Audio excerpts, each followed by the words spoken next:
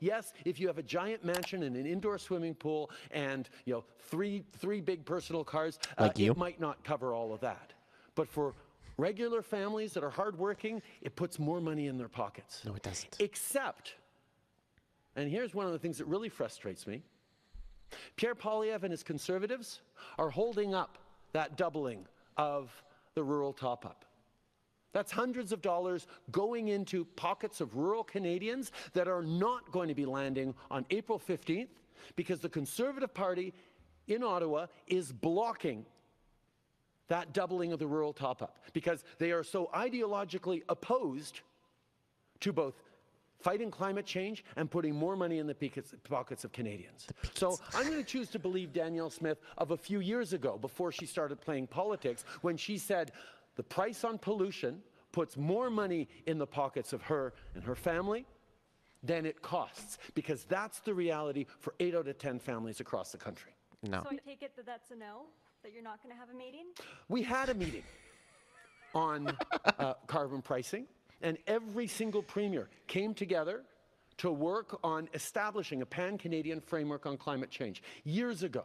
And part of it was that there would be a federal backstop to make sure that pollution wasn't free anywhere across the country, and that federal backstop would put more money in the pockets of Canadians in the areas where it applied. But jurisdictions that wanted to do that pricing differently could do it in different ways.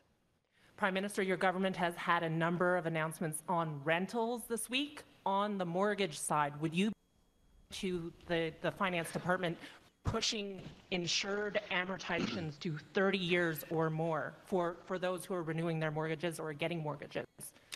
First of all, there's a really good reason a lot of what we've had to say this past week has been focused on renters. Because particularly when you look at young people, people starting a family, Gen Z or millennials, they're paying more and more on rent and seeing less and less of an opportunity to do what their parents' generation was able to do, which is set aside and save for eventually putting a down payment on and being able to pay a mortgage.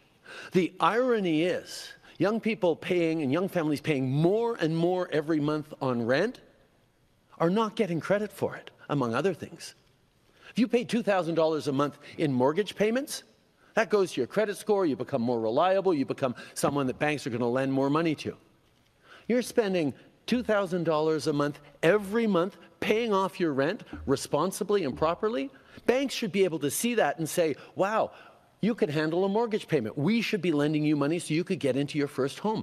That's not something that Canada or anywhere else in the world really does well right now. So that's one of the announcements we're making to make sure that young people who are paying such a huge part of their income on rent actually get credit for it, so it works towards being able to get a mortgage and eventually own a home. These are things that we're putting forward, bringing more protections for renters. We're also moving forward on incentives around the apartment construction loan program that is going to unlock the construction of more rental apartments across the country, including affordable and below market ones, that's going to allow more young people to get into those rents and have rents at affordable levels.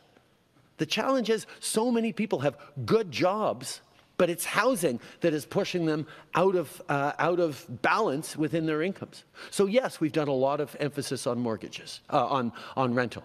On mortgages, we will have more to say between now and the budget date on April 16th, and perhaps we will save it for April 16th. But we have lots more to say because we recognize that the solution on housing is not any one thing.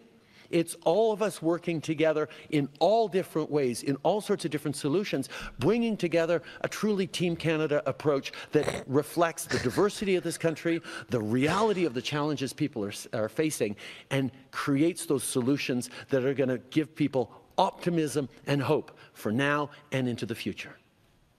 Next question. Heather Yerkes-West with Global News. Prime Minister, yesterday we learned that Canadian intelligence believed there was a $250,000 fund linked to the Chinese government, possibly to fund foreign interference activities.